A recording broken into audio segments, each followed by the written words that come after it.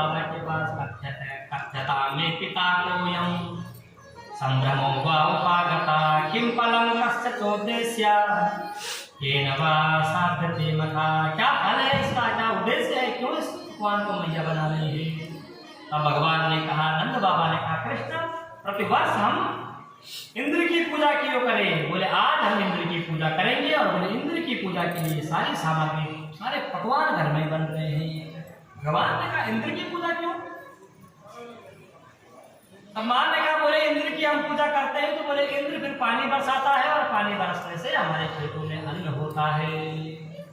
तो भगवान ने मां को समझा, देखो भगवान इंद्र का भी अहंकार दूर करना चाहते थे। इंद्र अहंकारी हो गया था, ग्वाल बालों से अपनी पूजा करवा, क्योंकि इंद्र का कर्तव्य है पानी बरसाना।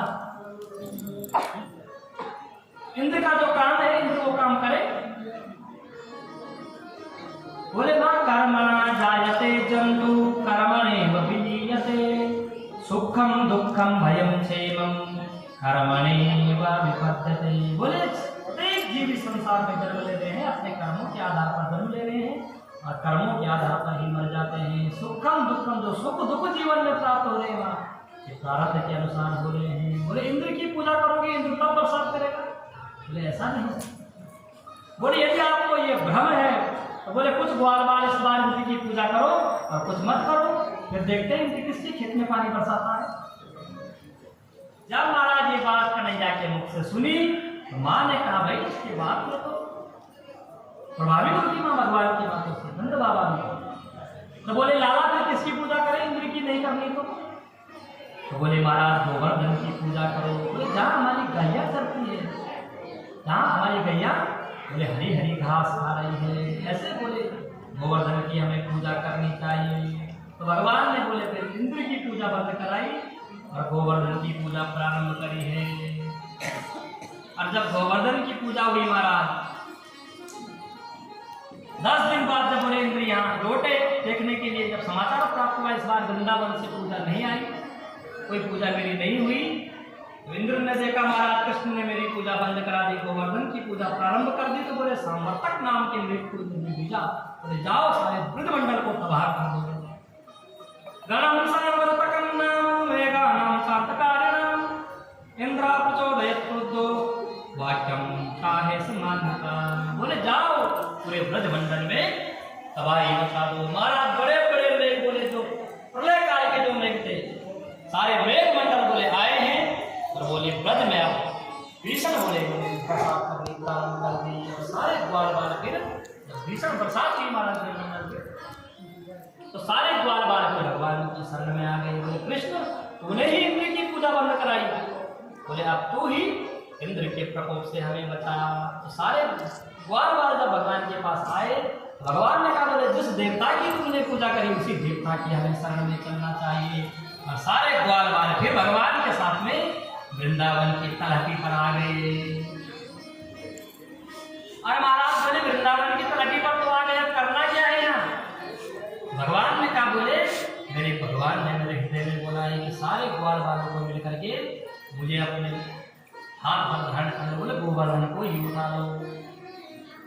और महाराज ऐसे करते करते बोले भगवान ने इत्युक्ते केन हस्तेन कृत्वा गोवर्धनाचलम ददार लीलया कृष्ण छत्राकामिव बालका।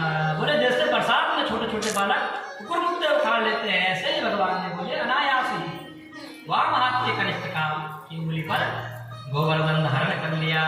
7 वर्ष की उम्र भगवान की, 7 वर्ष का गोवर्धन, 7 दिन और 7 रात तक भगवान ने धारण करके रखा। समय व्यतीत हुआ महाराज, तो बोले ग्वाल बाल भी भगवान के साथ डंडा सिखा करके गोवर्धन के साथ खड़े रहे, कहीं कृष्ण को कोई दुख ना हो, कृष्ण के हाथ दुखे ना। सब ग्वाल बाल सोच रहे हैं, सबने मिलकर के उठा रखा।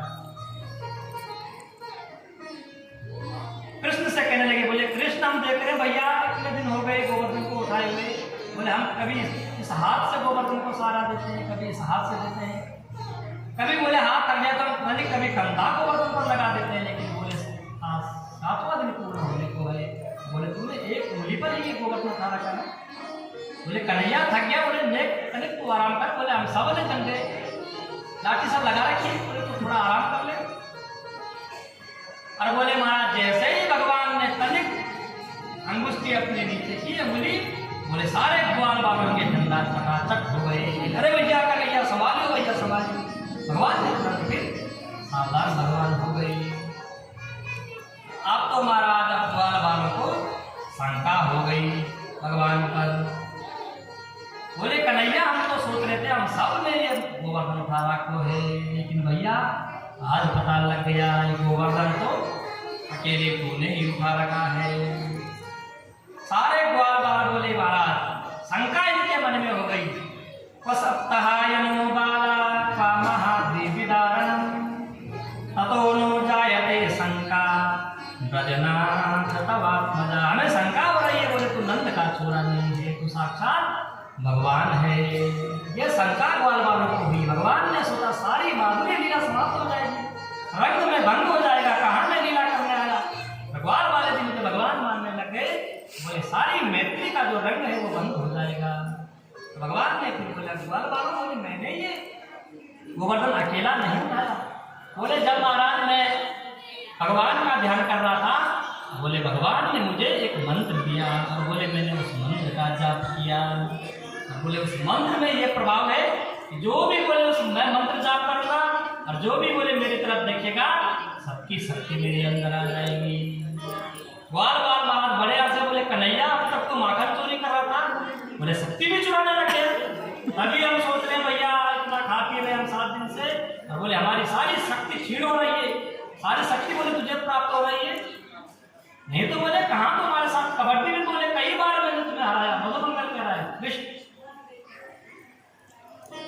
ऐसे महाराज भगवान ने बोले ग्वाल बालों की सारी जो उनकी शंका थी भगवान ने वहीं पर दूर कर दी।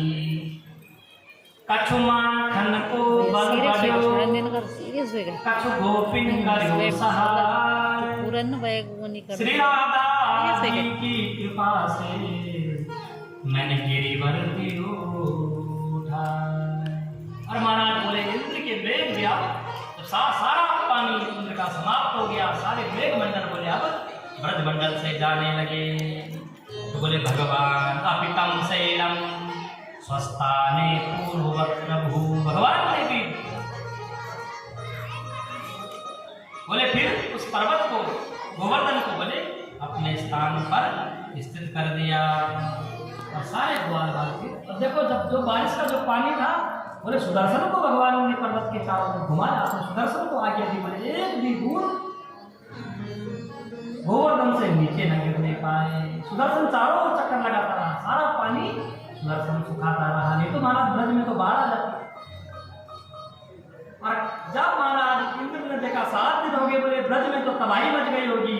ब्रज में जब इंद्र आया तो ब्रज में सूखा पड़ा हुआ, एक भी बूंद पानी की दिखी नहीं। तब महाराज इंद्र का भी अहंकार टूटा और आज इंद्र ने भी सुंदर 10 लोगों में भगवान की वंदना करी। विशुद्ध सत्वं तव धाम शांतम तपोमयं वस्त्ररजस्तमस्तकं मायामयोऽयं गुण